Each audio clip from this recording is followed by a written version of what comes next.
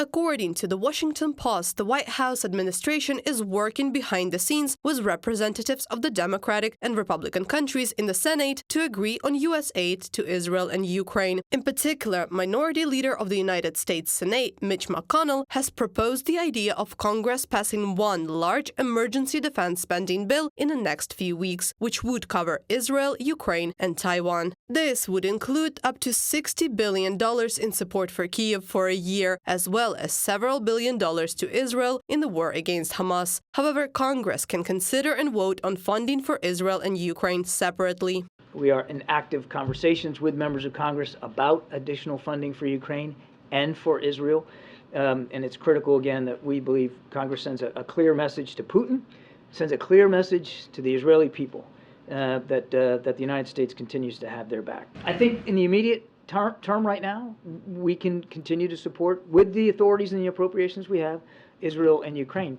According to a report by a U.S. Congress Research Service, the Biden administration transferred about 300,000 of 155mm artillery shells from the U.S. stockpile in Israel to Ukraine. At the same time, South Korean ammunition was purchased to replenish the arsenal, and the U.S. is rapidly ramping up their production. While Kyiv is not requesting the types of weapons that Israel will need the most in the coming weeks and months, writes the Washington Post.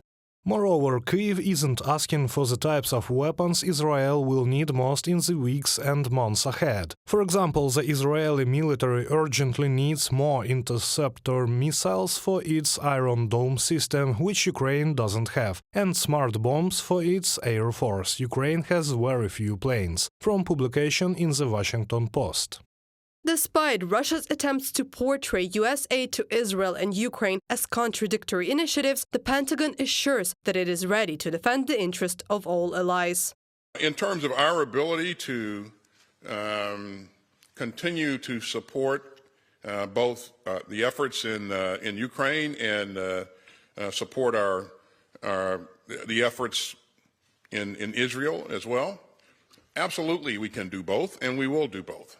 And you know, we are the strongest nation in the world, Lita.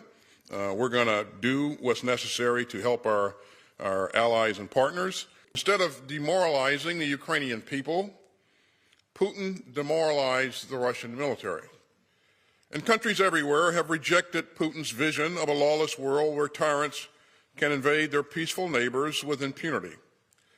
So we stand united to help defend the free and sovereign Ukraine, and to help strengthen the rules-based international order that has made our world so much safer since the end of World War II.